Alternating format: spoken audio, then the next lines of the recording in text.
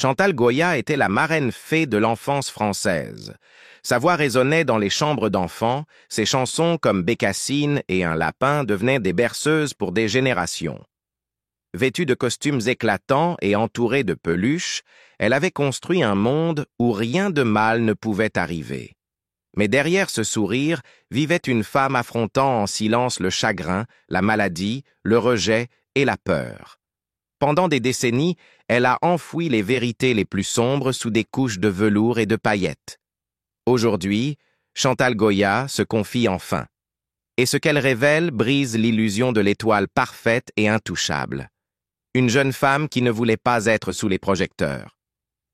Chantal Goya est née Chantal de Guerre le 10 juin 1942 à Saïgon, alors partie de l'Indochine française.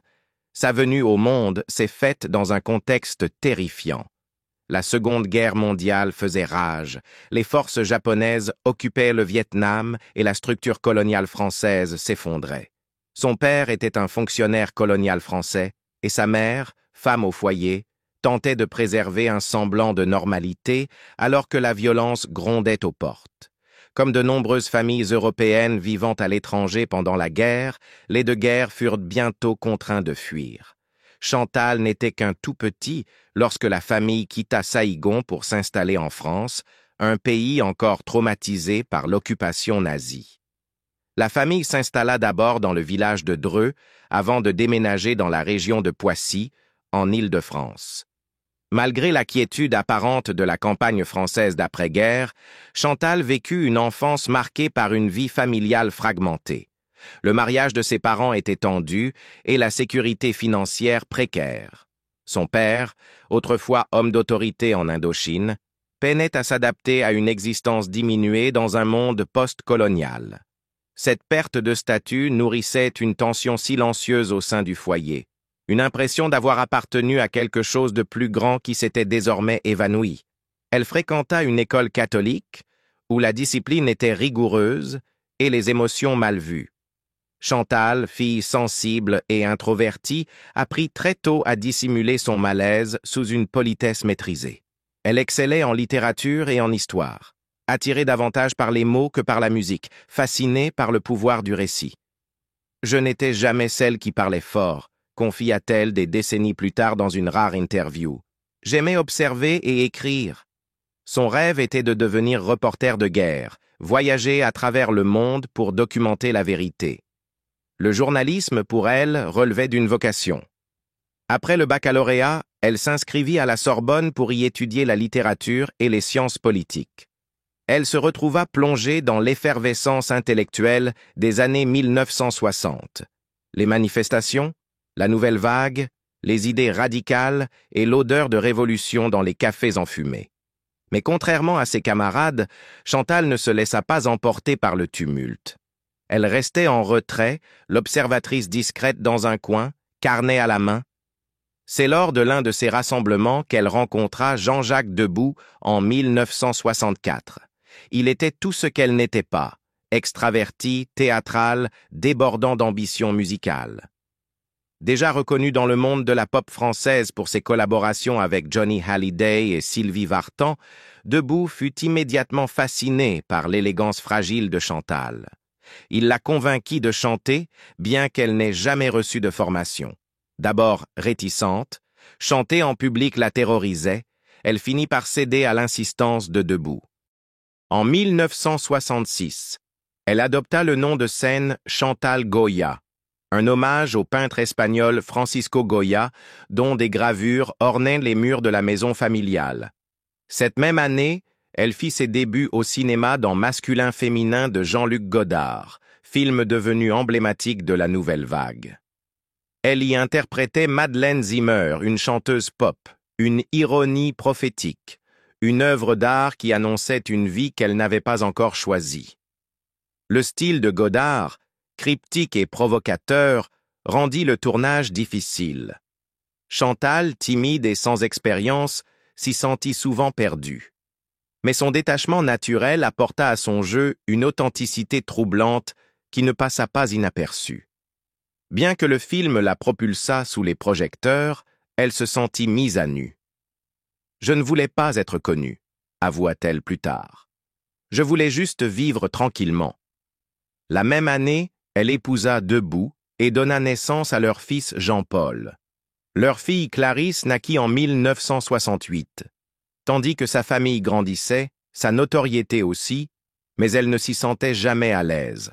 En dépit des apparences, Chantal n'a jamais recherché la célébrité. Elle s'en est même éloignée chaque fois qu'elle le pouvait. Celle qui danserait plus tard avec des pandas et des lapins géants sur scène rêvait autrefois de rester derrière la caméra, pas devant. Elle est devenue une star la nuit où Bardot a disparu. Ce fut un coup du destin qui réécrivit le cours de toute sa vie. En 1975, lors d'une émission télévisée en direct, l'icône française Brigitte Bardot annula brusquement sa participation. Les producteurs, en panique, cherchèrent une remplaçante de dernière minute et se tournèrent vers Chantal Goya, alors encore principalement connue pour ses débuts au cinéma et sa modeste carrière pop sous la direction de son mari, Jean-Jacques Debout. Avec presque aucune préparation, Chantal entra dans le studio et interpréta « Adieu les jolis foulards », une ballade tendre sur la séparation avec des enfants après un voyage à l'étranger. La chanson, à l'origine écrite pour évoquer les sentiments doux amers des enseignants revenant de mission outre-mer, avait une mélodie douce et des paroles simples. Mais ce soir-là, elle toucha quelque chose de plus profond. La réaction fut immédiate, viscérale et stupéfiante. Les lignes téléphoniques furent saturées. Les téléspectateurs, parents et enfants, étaient en larmes. Partout en France, les salons se figèrent devant la naissance d'une nouvelle artiste. Chantal n'était pas glamour, provocante ou politiquement engagée comme Bardot. Elle était maternelle, douce et étrangement intemporelle. En une seule performance, elle devint la figure maternelle musicale d'une génération entière.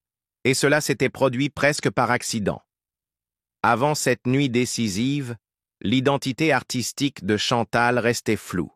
Ses premières chansons pop comme « C'est bien Bernard » et « Une écharpe, une rose » avaient attiré une attention modérée, mais elle était souvent éclipsée par les filles yé-yé, plus commerciales et plus scintillantes de l'époque. Même sa carrière cinématographique, lancée de façon spectaculaire avec masculin-féminin, n'avait pas connu l'essor attendu. Au milieu des années 1970, elle était mère de 2 enfants, en tournée de temps à autre, et incertaine quant à sa voie artistique. Debout, cependant, avait toujours pressenti qu'il y avait quelque chose d'autre, quelque chose de plus profond dans sa voix. Quelque chose que les enfants en particulier sauraient reconnaître. Le succès accidentel de « Adieu les jolis foulards » marqua un tournant décisif. Du jour au lendemain, Chantal Goya ne fut plus une chanteuse pop en difficulté ou la muse des cinéastes intellectuels. Elle fut reconvertie en figure de conte de fées, une femme qui chantait pour les enfants, aux enfants, presque comme une enfant elle-même. Le public en voulait plus, et elle et Debout répondirent à l'appel. Ensemble, ils bâtirent un nouvel univers musical, mi-théâtre, mi-rêverie. Debout composait les chansons, Chantal leur donnait vie. Leur spectacle, à commencer par La Forêt magique en 1978, devinrent de plus en plus élaborés. Peluches géantes, légumes chantants, héros de contes, chaque spectacle était une fantaisie méticuleusement conçue. Ces personnages, Marie-Rose, Bécassine, Pandi Panda, devinrent des icônes nationales. Les billets se vendaient en un clin d'œil.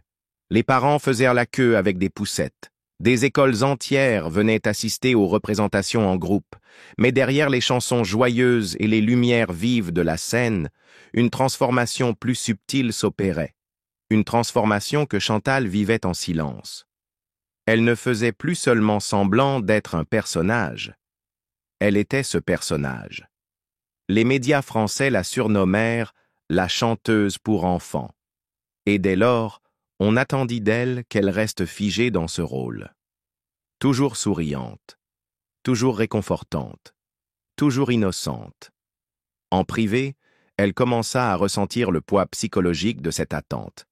Elle était dans la trentaine, jonglant avec les responsabilités de la maternité et du mariage, tout en étant poussée, publiquement et professionnellement, à vivre dans un état de pureté enfantine permanent. Il n'y avait pas de place pour la colère, l'épuisement, la douleur. Même lorsque sa voix craquait sous la fatigue ou que son corps souffrait du rythme effréné des spectacles, elle ne pouvait pas s'arrêter. Trop d'enfants comptaient sur elle, et les spectacles ne faisaient que grandir. Au début des années 1980, il remplissait le Palais des Congrès à Paris. Les décors pesaient des tonnes. Les costumes étaient cousus à la main. Les répétitions pouvaient durer des semaines. Goya passait parfois des heures en maquillage et prothèses, pour ensuite enchaîner plusieurs représentations par jour sans pause. Pour le public, tout semblait fluide. En coulisses, c'était tout le contraire. Je n'avais pas l'impression de disparaître, avoua-t-elle plus tard dans une interview. Je disparaissais. La vraie Chantal, réfléchie, introvertie, encore secrètement passionnée de journalisme, s'effaçait sous les couches de tissu pastel et de papier mâché. Et pourtant, elle continua. Non pas parce qu'elle aimait la célébrité, mais parce qu'elle comprenait ce que cela représentait pour les enfants. Parce qu'elle se souvenait de ce que cela signifiait de se sentir abandonnée, et qu'elle s'était promis qu'aucun enfant qui la verrait ne ressentirait jamais la même chose. Derrière les paillettes, une famille se désintégrait. Alors que Chantal Goya illuminait les scènes de France avec ses mascottes géantes, ses paroles joyeuses et une voix devenue synonyme de réconfort et de nostalgie, sa vie familiale se fissurait sous le poids de tout cela. Le monde voyait la fantaisie colorée, les châteaux en carton, les costumes d'animaux, l'artiste rayonnante en robe de Marie-Rose. Mais derrière le rideau pailleté, quelque chose de bien plus douloureux se jouait. Jean-Jacques Debout n'était pas seulement son mari. Il était le créateur du personnage de Chantal Goya, le compositeur de chaque chanson qui avait fait d'elle une icône et l'homme qui avait un jour déclaré « Je veux construire un monde où les enfants peuvent rêver ». Pendant des décennies, ils avaient travaillé côte à côte, Jean-Jacques écrivant et produisant, Chantal donnant vie à ses idées. Mais leur lien, à la fois romantique et créatif, était complexe. Vivre ensemble, travailler ensemble, élever des enfants ensemble et vieillir ensemble sous les feux constants de la rampe ne laissait que peu de place à la légèreté. À l'approche des années 1990, les pressions augmentèrent. Les spectacles du couple, bien qu'adorés, coûtaient une fortune à produire et à faire tourner. Des erreurs de gestion, des maladresses administratives et l'évolution des goûts du jeune public firent que, malgré les ventes de billets, l'argent vint à manquer. Chantal se mit à gérer de plus en plus la partie administrative, signer des contrats, superviser la logistique, des rôles qu'elle n'avait jamais désirés, mais qu'elle dut accepter pour que leur empire survive. Puis vint un diagnostic dévastateur. Jean-Jacques, après des années de fatigue et de santé déclinante, apprit qu'il souffrait d'un cancer de la prostate. La nouvelle, livrée avec détachement clinique, frappa comme une bombe dans une vie déjà surchargée. Il entama un traitement. Radiothérapie intensive, hospitalisation, rechute. Bien que les médecins se montrassent prudemment optimistes, le traitement fut un véritable calvaire. Physiquement, Jean-Jacques s'affaiblissait, mais émotionnellement, la descente était encore plus vertigineuse. Il arrêta d'écrire, il arrêta de parler.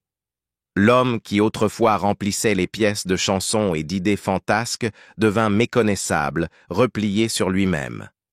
Une brume de dépression s'installa, du genre que les médicaments ne peuvent effacer. « Je ne croyais plus en moi », confia-t-il plus tard dans une interview à voix basse. Je suis tombé dans un trou noir.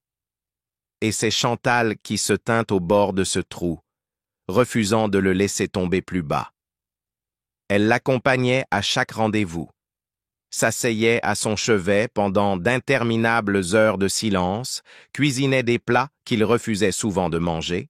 Quand les thérapeutes échouaient, elle restait. Quand les médecins perdaient patience, elle persévérait. Ses propres besoins, sa propre peine, restaient enfouis derrière une façade maîtrisée. « Je l'ai kidnappée », dira-t-elle plus tard, à moitié en plaisantant.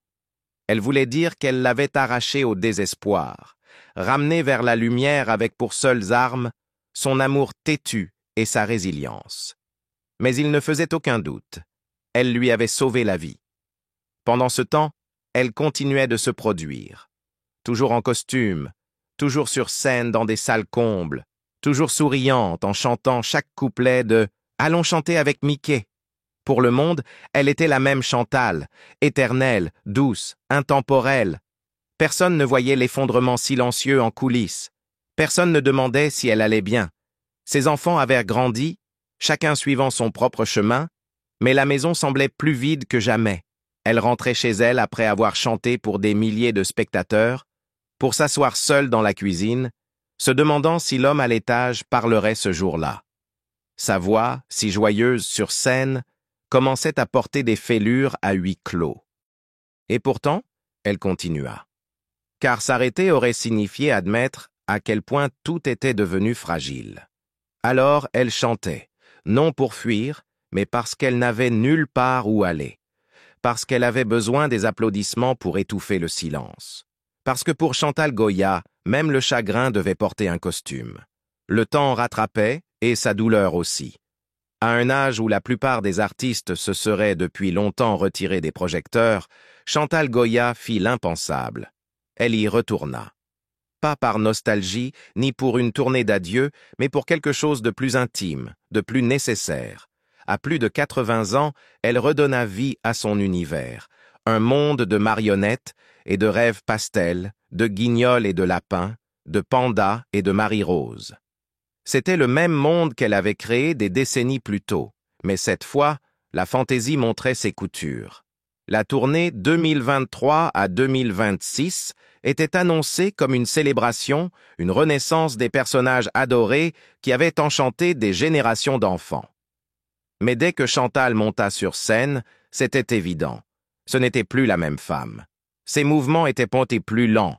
Son pas, autrefois léger et bondissant, était désormais incertain. Derrière la robe rose emblématique et la voix douce se trouvait un corps marqué par le temps et la douleur. Elle ne le cacha pas. Elle ne tenta pas de dissimuler la fatigue. Au contraire, elle l'assuma avec une honnêteté frappante.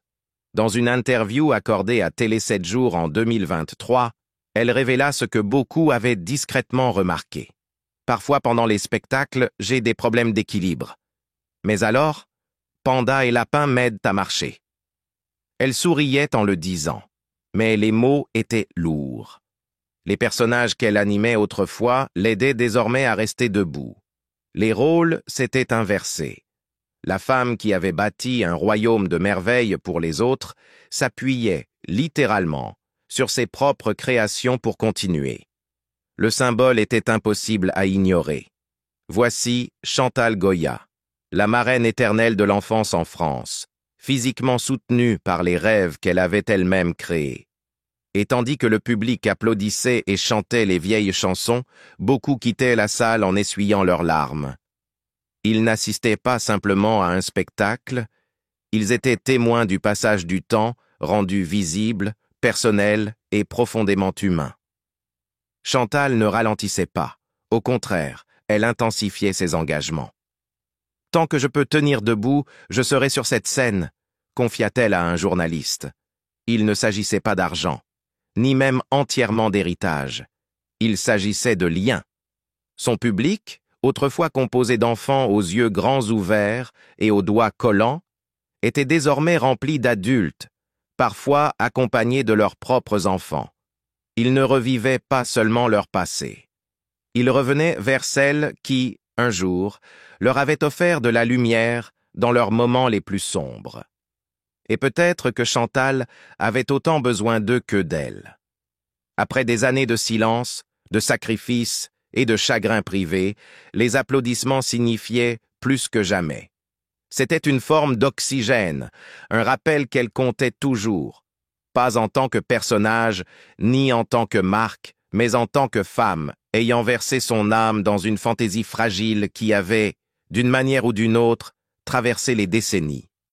Derrière chaque salut triomphal, pourtant, se cachait la douleur. Douleurs chroniques au dos, genoux fragiles, vertige. Jean-Jacques, désormais presque à la retraite et toujours en lutte contre ses propres problèmes de santé, ne pouvait plus la soutenir comme autrefois. L'équipe de production, bien que fidèle, ne pouvait porter ce poids émotionnel. Et ses enfants, bien qu'aimants, avaient depuis longtemps construit leur propre vie. Dans le silence des chambres d'hôtel et des coulisses assombries, Chantal s'asseyait seule, plus souvent qu'on ne l'imaginait, serrant dans ses bras la même robe rose qu'elle portait depuis 40 ans. Et pourtant, elle continuait. Parce que s'arrêter aurait signifié lâcher prise sur le seul monde qu'elle avait jamais vraiment compris. Parce que, peut-être, au fond d'elle-même, elle craignait que lorsque la musique s'arrêterait, le silence serait insupportable. Parce que pour Chantal Goya, la scène n'avait jamais été un lieu d'ego. C'était un sanctuaire. Et plus que jamais, c'était l'endroit où elle pouvait être vue, entendue et, ne serait-ce qu'une heure, portée par les rêves qu'elle avait un jour offerts aux autres. La vérité qu'elle ne pouvait plus cacher. Tout au long de sa carrière, Chantal Goya n'a jamais joué les victimes. Même lorsque les critiques la tournaient en dérision, la traitant de démodée ou infantile, elle gardait la tête haute. Quand l'industrie l'a rejetée, elle s'est reconstruite seule. Et lorsque les jeunes stars ont qualifié son travail d'inutile, elle a continué à jouer à guichet fermé. Mais ce n'est qu'aujourd'hui, à 83 ans, qu'elle admet enfin ce que beaucoup soupçonnaient depuis longtemps. Le rôle de Chantal Goya était à la fois une bénédiction et une prison. « J'étais juste une fille qui voulait écrire », a-t-elle confié dans une récente interview. « Mais je suis devenue quelqu'un d'autre. Je suis devenue l'idée que tout le monde se faisait du bonheur et je ne savais pas comment dire non. » Même ses convictions politiques, soutenir des candidats conservateurs ou s'opposer à certaines lois, ont provoqué des réactions qui l'ont profondément blessée. On l'a traitée de dépassée, de déconnectée, voire d'hypocrite. Mais elle n'a jamais répondu avec amertume. Elle s'est simplement repliée davantage dans son costume. Aujourd'hui, alors que le rideau tombe lentement sur sa longue carrière, Chantal Goya ne cache plus rien. Elle parle avec tendresse, mais aussi avec tristesse. « J'ai tout donné, » dit-elle. « Parfois, je ne sais pas ce qu'il me reste. Ce qu'il reste, c'est un héritage de merveilles, mais aussi de sacrifices. Celui d'une femme qui a offert à des générations d'enfants leur premier souvenir magique, tandis que sa propre joie s'effaçait doucement. Chantal Goya a chanté pour des millions d'enfants, mais aujourd'hui, elle demande à être vue comme une personne, pas seulement comme un personnage. Avez-vous écouté sa musique en grandissant? Partagez votre chanson ou souvenir préféré en commentaire. Et n'oubliez pas d'aimer, de partager et de vous abonner pour découvrir d'autres histoires méconnues sur les stars que vous pensiez connaître.